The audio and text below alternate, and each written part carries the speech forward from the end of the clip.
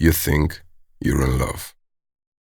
But what if your chasing is proof? Proof that you matter, that you're enough, that someone sees you and says, yes, you're worth staying for. And every time they text you back, look at you a certain way, or pull you close in bed, you breathe a little easier.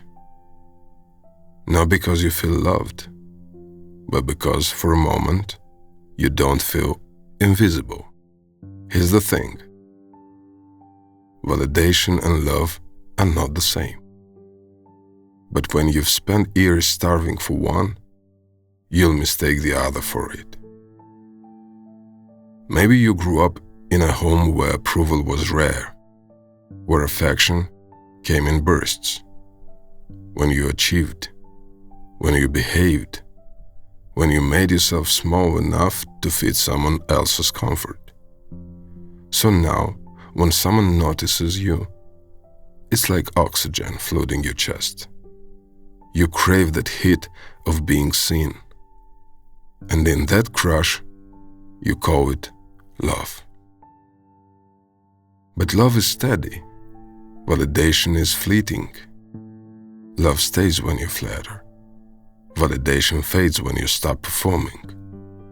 Think about it. You might be with someone who showers you in attention, but only when you look a certain way, act a certain way, make them feel a certain way. When you stop, they pull away. That's not love. That's a transaction, and it trains you to keep proving yourself instead of simply being yourself. And here's the trap. When the attention fades, you don't just feel sad, you feel worthless. Because without their gaze, you don't know who you are. You can start here by asking yourself, if they stop noticing me, would I still feel loved? If the answer is no, you're dealing with validation, not love. Begin building your worth outside of their reactions. Small steps. Speak kindly to yourself in the mirror, not to look better, but to feel better. Do things that fill you. Read, walk, create, without sharing them for applause. And notice how often you adjust yourself to keep their eyes on you. Catch the moment you're about to say something just to please. This is the moment where you have to try to pause, to try to say what's true for you instead. Validation is addictive because it's instant. Love is slower, deeper. It requires you to risk being fully known. And yes, that means some people will turn away. But the ones who stay, they'll stay for you, not for the performance.